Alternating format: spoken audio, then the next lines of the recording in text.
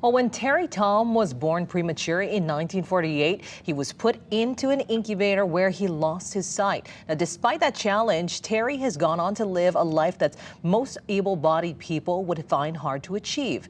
KITV4's Rick Kwan tells us how he learned how to persevere, and this is a story you'll only find on KITV4. All of my life, I've just seen my blindness more as an inconvenience, not as a disability, although it is, but I've made adjustments. So I really have never let my blindness hold me back. Whenever I think of wanting to enter a new chapter in my life, I would do it. And then as I am proceeding in the chapter, I go, oh my gosh, what did I do?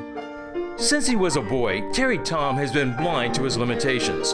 As a teenager, he became an accomplished pianist and was able to help pay his way through college by playing at local venues. No one wanted me on their baseball team or their football team or their soccer team.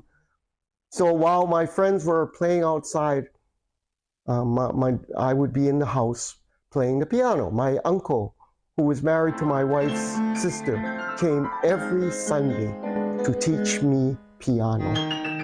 While music is his passion, his greatest love is for his wife Penny, who he met while at the University of Hawaii.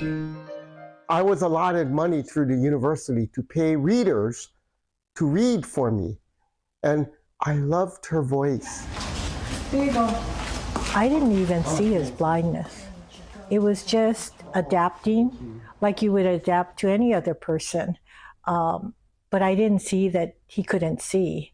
We just had a lot of fun together, and we shared common interests. Honey, you want we just seemed to complement each other. She's everything to me. She's my partner. I couldn't imagine life without her. Working long hours together, he was able to get through law school in San Francisco, and in 1973, he became the first person in the nation to pass the bar exam by Braille. Justice may be blind, but no one wanted to hire a blind lawyer. All I wanted was a chance. All I wanted was a chance to prove myself, to show that I could do the work. He did eventually get a job with the prosecutor's office, and in 1982, Terry successfully ran for state representative, a position he would hold for 16 years. I never thought about whether people would vote for a guy who's blind. I just did it. I went door to door and I said, hey, I want to represent you. And that's what I did. Because no private firm would hire him, he started his own practice in 1976. 47 years later, he continues to work full-time. He has a machine which can translate legal documents into Braille, but the work can be tedious. I have to email my work to my secretary. Then she has to email it back to me after formatting it and fixing it. Then I have to make sure it's correct, and then we've got a report. So it takes a lot of time. During their nearly 53 years of marriage, Terry and Penny raised 2 boys and now have 4 grandchildren. He has a chauffeur. I have a chauffeur. She doesn't mind driving him wherever he needs to go.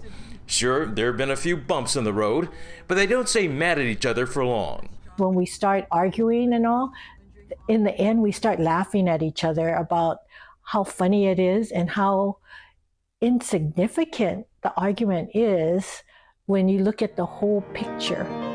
When not practicing law, Terry plays piano on a regular basis at the Craigside and Arcadia retirement homes. As for his own retirement, he's not ready just yet. He's having too much fun playing music and spreading his message of hope. The motto I always lived by was to reach for the stars and dream big. Don't ever give up. Because if I can do it, I know you can. Rick Kwan, KITV4 Island News.